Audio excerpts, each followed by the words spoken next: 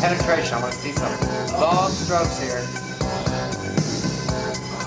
Atta boy. Ride him, cowboy. John Travis was part of a group of directors who helped redefine what gay porn looked like in the 1980s and 90s. With its polished fantasies, he set a template that influenced countless directors who came after him, and he has been called one of the leading directors in the history of gay porn.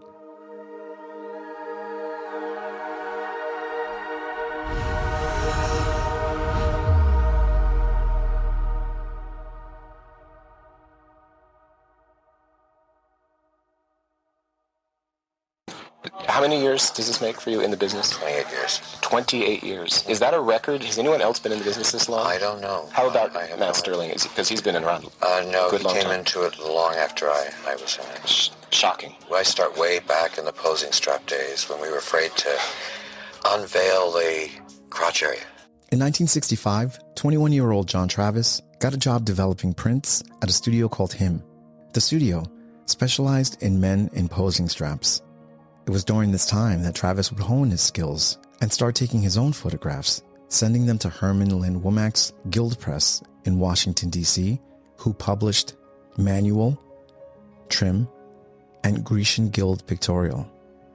Travis would go on to work at Jay Bryan's magazine, Golden Boys, where he would meet John Summers, who ran a number of brothels in San Francisco. It was Summers who persuaded Travis to shoot 8mm hardcore loops and sell them through mail orders. At this time, Travis would shoot several loops, including one with infamous straight porn star John Holmes. Travis would form Telstar, but after a couple of years, he left the company behind, selling most of the loops to Chuck Holmes, who at the time was flirting with the idea of starting his own little studio. Travis would return to shooting hardcore movies when he was hired as a cameraman for Brentwood Studios, started by Matt Sterling. We'll get into him later. At the same time, Travis was also working with Chuck Holmes of Falcon Studios, although he felt he had more creative control at Brentwood. During this time, Travis would shoot The Paperboy and Mr. Egan, an early take on an older man seducing the paperboy. Having developed a hit formula for filming gay erotica, Travis was hired by Chuck Holmes once again and returned to Falcon to make Muscle, Sweat, and Brawn. By the 1980s, gay porn was in a transition. The wild, experimental golden age of the 70s had passed, and a new wave of directors wanted to make movies with bigger muscles, higher polish, and slicker fantasies.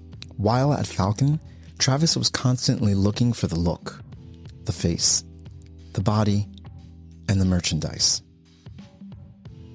After a successful run with Falcon, William Higgins, now running his own company, Catalina Video, approached Travis and made him an offer he couldn't refuse. In 1990, after working with every major studio, Travis, along with Scott Masters, started Studio 2000 with the hopes of creating movies and maintaining the caliber they had developed during their careers. Unfortunately, with the product that's out there today, which is being shot maybe in 1 to 2 days, is really not up to the standards of what we did 2.5 years ago. Many people have entered the business in the last 2 years. It really shouldn't be in the business. They built an office, hired a full-time office and shipping staff, raised production values, and controlled distribution to prove that gay porn could be as polished and professional as any mainstream adult studio. I've come up here to have some real adventures of my own. Well, I admire your goals, Rick, but shouldn't you be in one of the other dorms? Oh no, I don't think I'm ready for that much adventure yet. I need some training and practice. Maybe you can help too. I need all I can get. Why is that? Because that's what going to college is all about. Learning to be really good at something. I think I have the potential. I just need some help and a chance to practice a lot. And just how do you think I can help? Well, That would be wonderful. What will you do tomorrow? We'll work till 1 o'clock this morning and hope that we get it all. And then what will you do? I will go home and collapse for 2 days. That sounds Take a little break. good. On January 7th, 2017, Jim Hodges, John Travis, passed away at the age of 75 in his home in Shadow Hills, California. John Travis wasn't just a pioneering director, he was a force that shaped the look, the style, and even the business of gay porn. Today, John Travis might not be as widely recognized outside of adult film circles, but his influence is impossible to ignore. His film Power Tool remains one of the most talked about gay porn films ever made. Studio 2000 left a legacy as one of the most important gay studios of the 1990s and 2000s.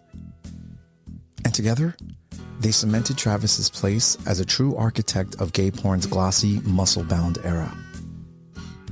Travis had a career spanning from 1975 to 2009. Travis had 58 director credits for legendary studios, including some of the biggest porn films in history. Oh yeah, and Travis also gave the world Jeff Stryker.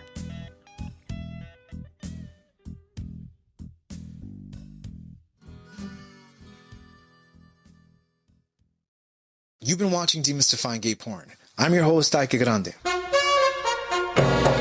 Demystifying Gay Porn can be found on every podcast directory as well as YouTube. Demystifying Gay Porn is on X, Facebook, Instagram, Substack, Threads. And if you like what you're watching or listening to and want to be a part of the process, head over to patreon.com/demystifying gay porn, where you can support this podcast and YouTube channel, and I can continue making content like you've just enjoyed.